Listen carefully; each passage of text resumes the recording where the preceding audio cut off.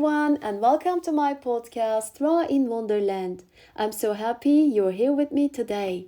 And today, I want to tell you what it would have been like to sit down and share a cup of coffee with Steve Jobs. Just imagine, he's across from me, sipping an espresso I just made. He takes a sip, looks at me, and says, "This is the worst coffee I've ever had."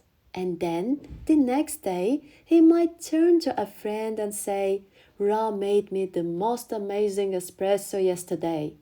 That's exactly what I would expect from him.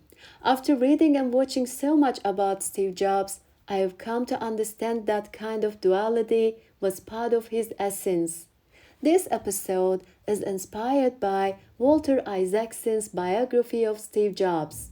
Last year, around this time, I read Isaacson's Leonardo da Vinci, which led to my episode called A Cup of Coffee with Leonardo da Vinci. This year, I dove into Steve Jobs and planned to read it slowly, bit by bit with my morning coffee, but it pulled me in entirely. After finishing the book, I watched hours of interviews, launch videos, and reflections from his colleagues.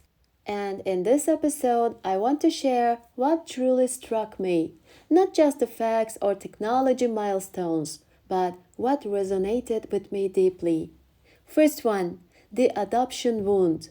Steve was adopted. His biological parents were a Syrian Muslim father and an American German Christian mother. They gave him up under the condition that he would attend college.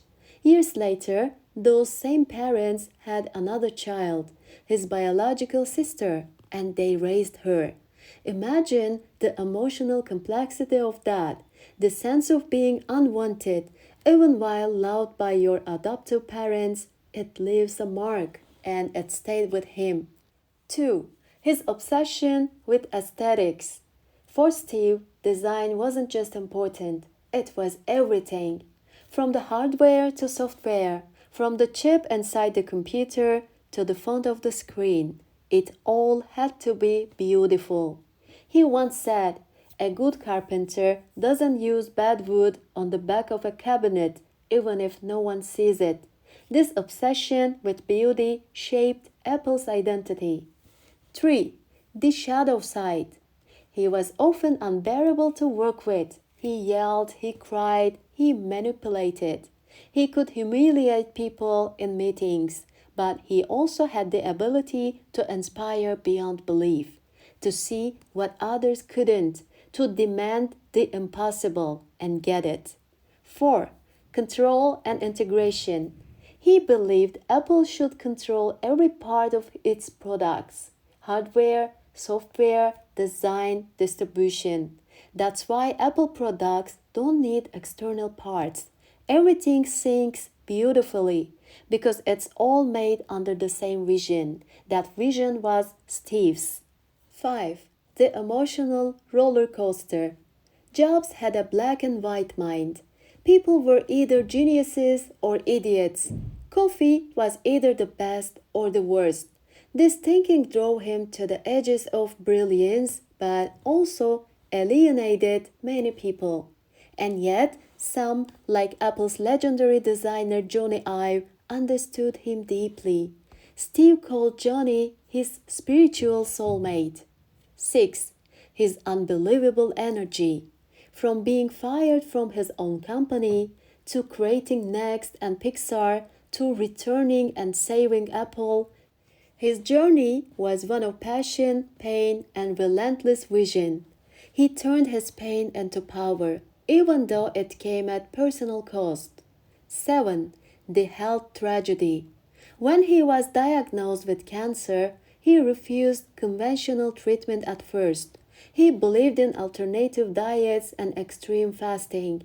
By the time he agreed to surgery, it was too late. The very mindset that made him a genius, believing he could bend reality, ultimately worked against him. 8. The Gates rivalry. His lifelong rivalry with Bill Gates is both hilarious and profound. Gates never understood Apple's obsession with aesthetics. Steve never cared about being practical. And yet, when Steve was near the end of his life, Bill visited him and acknowledged, "You were right. Your integrated model works. It's beautiful." That moment touched me deeply. 9. Legacy and Gratitude. Reading this book made me reflect on how much of what I do today, including this podcast, exists because of the tools Steve helped create. Simple, elegant, intuitive technology. Even if he's not with us anymore, I feel like he left all of us a gift. So, that was my coffee with Steve Jobs. I hope something in this story touched you, inspired you, or gave you a new perspective. If the book sounds interesting, don't be intimidated by its size. It reads like a novel, full of real drama and brilliant insight. Until next time, stay curious, stay kind, and trust your vision, even if no one else sees it yet. Bye, guys!